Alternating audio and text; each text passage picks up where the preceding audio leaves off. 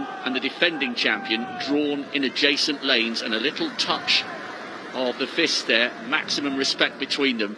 This is a massive, massive moment for them and a great moment for athletics.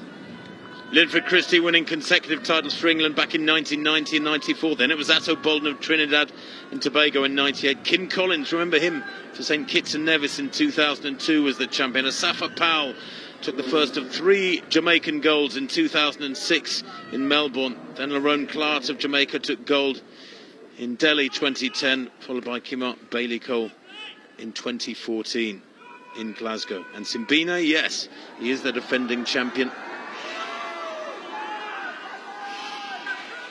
The stadium announcers asking the crowd for hush as these men focus on your marks. Absolutely, completely. Hearing the starters' orders, don't want any noises. Clicking of cameras sometimes is a problem, but they are called to their blocks. Azamati of Ghana on the far side in 1. Abekun of Sri Lanka in 2 in the blue near the top. OMANYALA of Kenya in those fabulous Kenyan colours. He goes in 3. Simbine, the defending champion, goes in lane 4 for South Africa. In 5, Emmanuel Eseme of Cameroon. In 6, Mitchell Blake of England. In 7, Wales' Azu. And Rohan Browning of Australia, nearest the camera. Set. Good start there from OMANYALA. He's got the jump on Simbine at the moment. OMANYALA's going away with this one. He will not be caught. This is justice for the man who couldn't do himself justice in Eugene. He takes the gold for Kenya. 10.02 into a slight headwind, minus 0.9. But daylight between Ferdinand OMANYALA of Kenya and the rest. Maybe about a meter's difference in it. The winning time, well, it doesn't matter a hoot. Who cares that it wasn't under 10 seconds? It was brilliant running at the start. He got out of the block so well, put the others under pressure, and OMANYALA has gold. And we talk about the Kenyans being the long-distance specialists. They dominate at cross-country. They're great at steeplechase, 5,000, 10,000. This guy is from the other end of the distance spectrum. Akani Simbine takes the silver, 10.02 from OMANYALA. The South African 10.13. I think a tinge of disappointment of those features. He was well beaten, but he does take the silver. And Yupan Abekun of Sri Lanka, a bronze medal, 1/100th behind Simbine. And Azamati of Ghana, the unlucky 4th place. Again, just 2 100ths down on bronze. Well, from a neutral's point of view, you've got to be so pleased for OMANYALA. It was an awful way for him to arrive at the World Championship as one of the fastest men in the world this year, only having 3 hours to prepare for his heat. It was a hopeless quest to try and taste glory and gold in Eugene.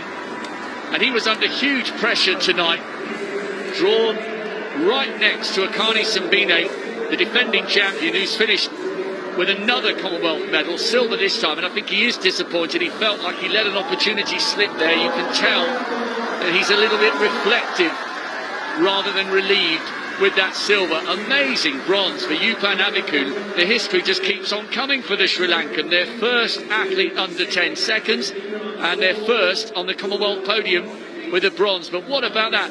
No Kenyan has won this title since Serafino Antal won in 1962 when it was over 100 yards. History again tonight in Birmingham. The Kenyan will be the toast of a nation thousands of miles away. Well, OMANYALA was the favourite. You look at his credentials on paper, the 4th fastest in Commonwealth history, 9th fastest man ever from anywhere around the planet. 9.77 he ran in the middle of September last year.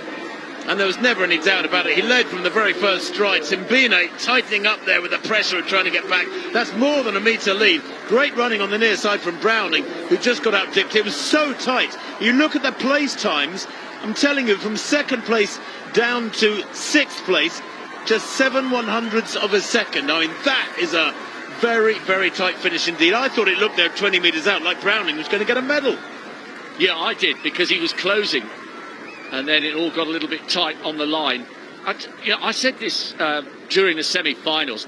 He looks like he's built like a boxer rather than a sprinter. His upper body is absolutely massive.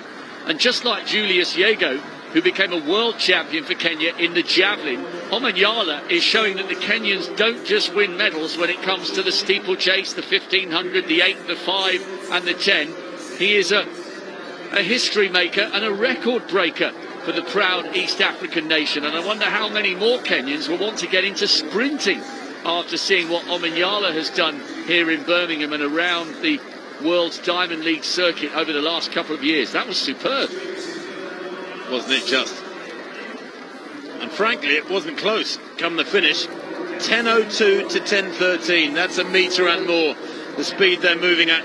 They all hit top speed around between 60 and 80 metres, and then it's a case of holding form, trying not to decelerate too much. But Omanyala, he is tight there over the last 20 metres, but that was partly because he was smiling so widely, I think, when he knew the gold was in the bag. Abekun second to right. What a run from him.